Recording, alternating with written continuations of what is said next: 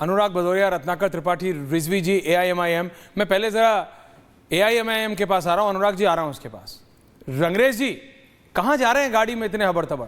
कौन सी वक्फ की जमीन है जिसको बचाने जा रहे हैं हम?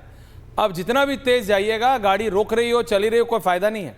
अब नहीं बचेगी रंगरेज साहब, अब नहीं बचेगी जमीन।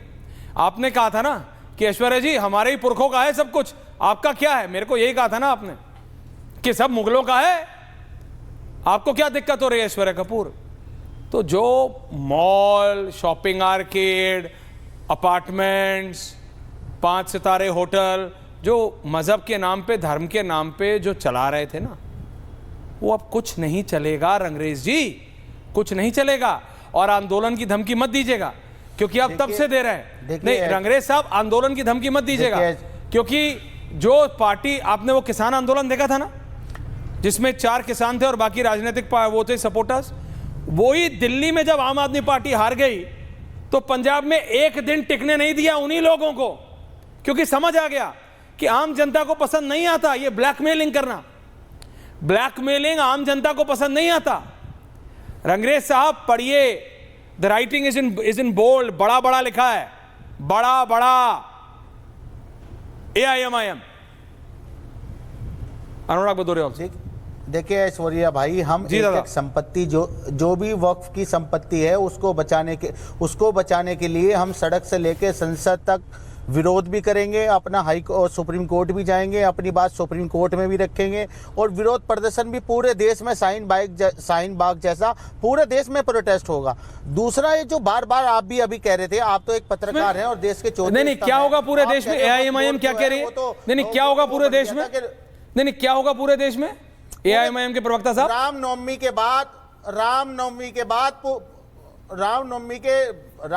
के बाद पूरे देश में विरोध प्रदर्शन होगा भाई।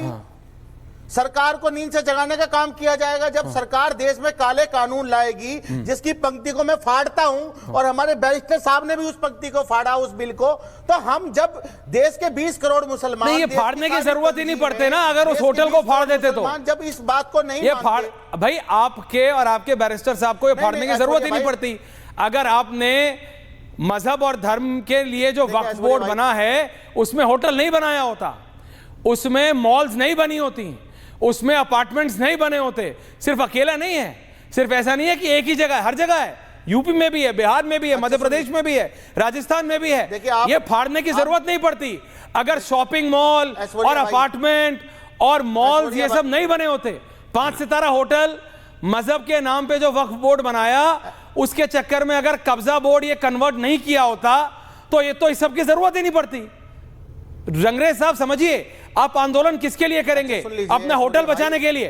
नहीं, मैं पूछता हूं, सुन तो लीजिए, मैं पूरा सुनूंगा, लेकिन मैं आपसे आधिकारिक तौर पे पूछ रहा हूं। क्या गलत बात है ऐश्वर्या भाई? आप गलत नहीं है दादा, मैं आपसे पूछ रहा हूं।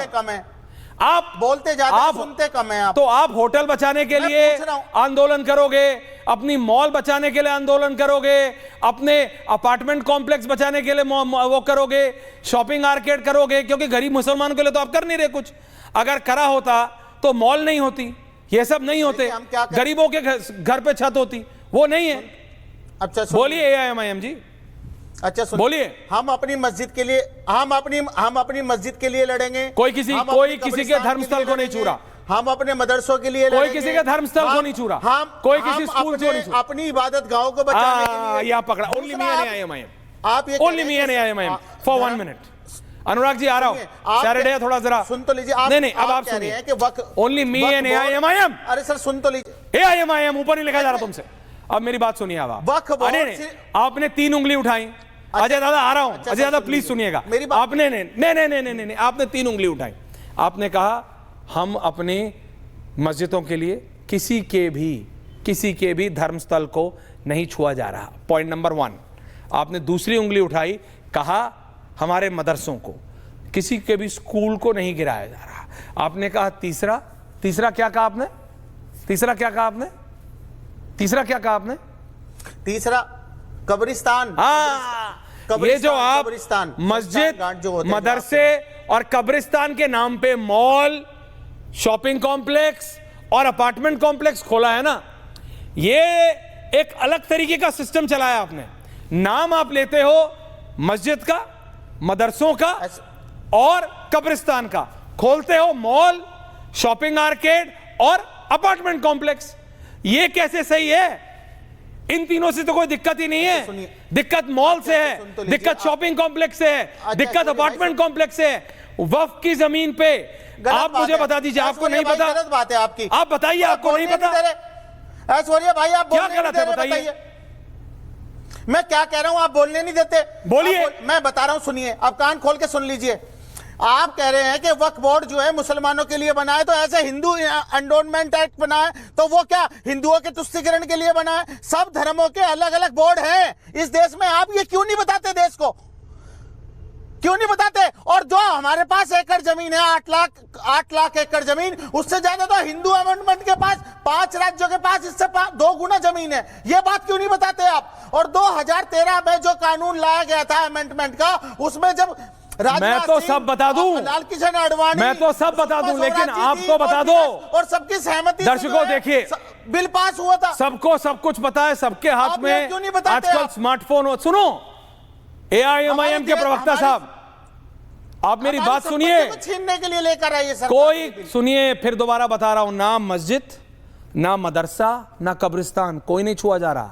मॉल, शॉपिंग कॉम्प्लेक्स और अपार्टमेंट कॉम्प्लेक्स, जो इन 3 चीजों के नाम पे आपने ये 3 चीजें खोली हैं, उन पे हो रहा है। आप गलत पर अगर आपने मस्जिदें आस्था का स्थल, अगर आपने मदरसे पढ़ाई का स्थल, कब्रिस्तान, मैं झूठ बोल रहा हूं, फिगर से, कागजों पे है।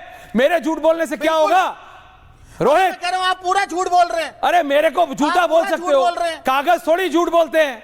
आपने मॉल खड़ी कर ली, आपने 5 सितारा होटल खड़ा कर लिया, वो 5 सितारा होटल गलत नहीं है। झूठे हो गए रंगरेज साहब, मुझे झूठा बोल लीजिए, कुछ और बोलना है वो भी बोल लीजिए। झूठे हो गए। वो बोलने से वो 5 सितारा होटल गायब नहीं हो जाएगा। आप सच्चे हैं। ये कोई अनिल कपूर की पिक्चर नहीं है कि घड़ी पहनी और मिस्टर इंडिया बन गए। जो होटल खड़ा है वहां, वो होटल थोड़ी रातों रात गायब कर दोगे। जाके पटना के डाक बंगला चौराहे के वक़्फ के संपत्ति के बारे में जो लालू यादव ने बोला है, पूछे लालू यादव से जाके। फैक्ट बता रहे हैं, हम आर्टिकल बता रहे हैं, हम आपको सुनना नहीं चाहते हमारी बात। प्रवचन कर रहे हैं, आर्टिकल की बात करते हैं, संविधान में विश्वास नहीं है, जय फिलिस्तीन बोलते हैं और संविधान की बात करते हैं।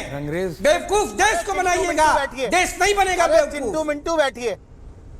अरे चिंटू मिंटू पिंटू तुम हो गए, तुम्हारा ओवैसी होगा जिसने वक़्फ की संपत्ति पर हैदराबाद में भाग्यनगर में महल बना दिए। तुम चिंटू, तुम्हारा सदर ओवैसी चिंटू। इस देश की जनता को चिंटू कहने वाले, ये बात याद रखना। देश की जनता के वोट पर तुम्हारा चिंटू लोकसभा का मेंबर है। तुमको क्या औकात है बात करने की?